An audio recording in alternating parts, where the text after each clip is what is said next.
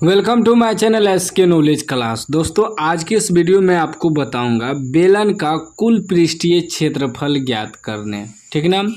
सवाल कर रहा है एक बेलन का व्यास 28 सेमी एवं ऊंचाई 40 सेमी है, बेलन का कुल पृष्ठीय क्षेत्रफल ज्ञात करें। रिक्वेस्ट है वीडियो को पूरा लास्ट तक देखिएगा।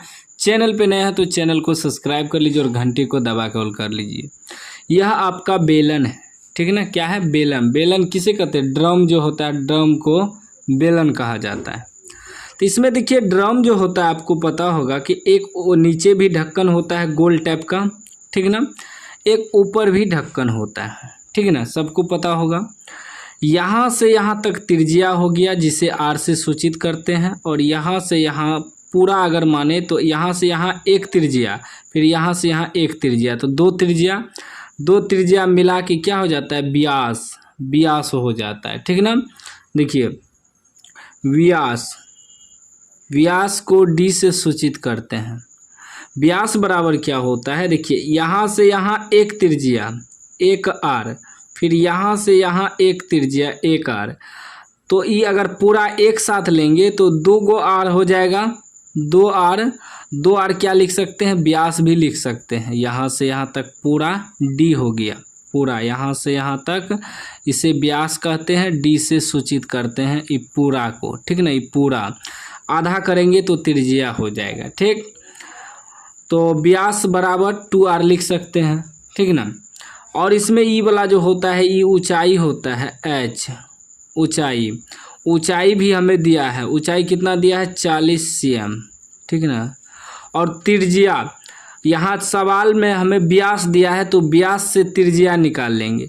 त्रिज्या यानी कि r बराबर व्यास अगर 28 है तो त्रिज्या निकालना है तो आधा कर देना है, क्योंकि आधा यहाँ से यहाँ मालूम करना है। तो 28 में 2 से भाग देंगे तो 14 cm निकल जाएगा त्रिज्या, ठीक ना। यहाँ लिख देंगे, लिखेंगे बेलन का व्यास यानी कि d बराबर कितना दिया है? 28 cm। त्रिज्या क्या हो जाएगा?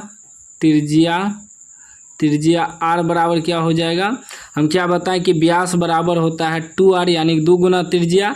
जब त्रिज्या बराबर निकालेंगे तो 2 इसके भागा में आ जाएगा, तो यानी कि 28 में 2 से भाग दे देंगे तो कितना निकलेगा? 14 cm। ये आपका त्रिज्या मालूम हो गया, ठीक ना। त्रिज्या जब भी निकालना है 2 से भाग दे देना। अगर व्यास दिया रहे तब, अगर यहाँ त्रिज्या दिया रहता तब आपको 2 से भाग नहीं देना था।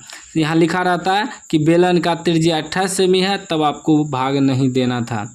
लेकिन अगर व्यास दिया रहे, त्रिज्या निकालना पड़ेगा तो 2 से भाग देना ही पड़ेगा, ठीक।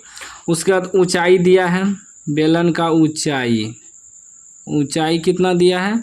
ऊंचाई दिया है 40 cm। सेमी दिया है तो cm भी लिख सकते हैं, याद रखिएगा, ठीक ना। कि व्यास बराबर होता है 2r यानी कि 2 गुना त्रिज्या। जब त्रिज्या निकालना है, अगर व्यास दिया रहे तो 2 से भाग दे देंगे तो त्रिज्या निकल जाएगा व्यास से, ठीक ना।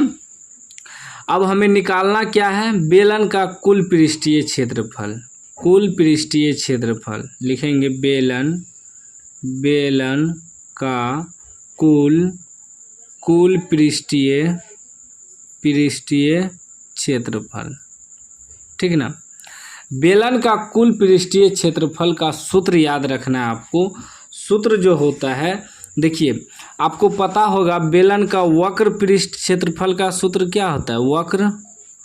वक्र पृष्ठीय क्षेत्रफल का जो सूत्र होता है वक्र का, वह होता है 2πrh। और कुल का मतलब हुआ कि वक्र का मतलब हुआ है कि इसमें ये ढक्कन नहीं लेना है, ना ही ऊपर वाला ना ही नीचे वाला, बीच वाला निकालना है। और कुल पृष्ठीय का मतलब हुआ कि हमें ढक्कन समेत, दोनों ढक्कन समेत बीच का भी जगह मालूम करना है। क्षेत्रफल का मतलब क्या होता है? बीच में कितना जगह है वही मालूम करना है, कितना है इसमें चारों तरफ घेरा लगा के। तो कुल का मतलब हुआ कि दोनों ढक्कन भी लेना है। वक्र में दोनों ढक्कन नहीं है, सिर्फ बीच वाला है, ठीक ना। तो कुल बेलन का वक्र भी आपको मैंने बता दिया। और कुल का जो होता है बेलन का कुल पृष्ठीय क्षेत्रफल, पहले वक्र का लिख लेंगे 2πr/h, इसी में प्लस कर देंगे। यहाँ जो ढक्कन रहता है तो वृत्त टाइप का रहता है ना, तो वृत्त का क्षेत्रफल का सूत्र क्या होता है, πr² होता है ना। तो यहाँ अब देखिए वृत्त का क्षेत्रफल हो गया, वृत्त टाइप तरह का रहता है, एगो वृत्त यहाँ एगो वृत्त यहाँ, तो दो वृत्त का क्षेत्रफल लिखेंगे प्लस में 2πr², क्योंकि दो वृत्त हैं। अब देखिए, अब यहाँ देखिए आपको क्या करना है, यहाँ भी दो यहाँ भी दो कॉमन आ जाएगा, यहाँ पाई कॉमन आ जाएगा, और यहाँ एगो r यहाँ दूगो r कॉमन आ जाएगा। तो बचा क्या, 2πr निकल गया, बचा h प्लस यहाँ r² है, यानी कि दूगो r है तो एगो r बच जाएगा।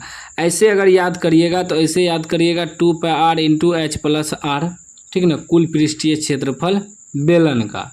ठीक, अब देखिए आगे समझिए। 2π का मान क्या होता है, 22/7 गुना r। r तो आपको पता होगा कितना निकला है, 14 निकला है। ब्रैकेट में h + r, h कितना है 40 है, प्लस r कितना निकला है, त्रिज्या 14। ठीक, अब ध्यान से आपको समझना है।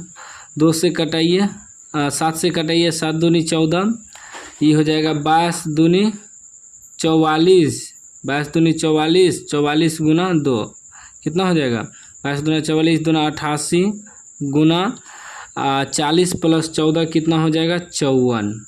अब टोटल को आपको गुना कर देना है, तो हम फटाफट गुना करके लिख देते हैं। ये गुना करने के बाद दोस्तों आपका आ जाएगा 4752 cm²। क्षेत्रफल है तो स्क्वायर लगेगा, आप लोग गुना कर लीजिएगा, नहीं तो वीडियो लंबा हो जाता है गुना करने में, तो इसलिए हम फटाफट गुना करके आपको बता दिए। तो आप लोग इसको गुना कर लीजिएगा अपने से भी। इसी तरीक़ा से आपको बनाना है, कुल पृष्ठीय क्षेत्रफल निकालना है। अगर व्यास रहे तब आपको त्रिज्या निकालना है, अगर त्रिज्या ही दिया रहे तब आपको कुछ नहीं करना है, डायरेक्ट सूत्र पे बैठाना है, ठीक ना, कुल पृष्ठीय क्षेत्रफल।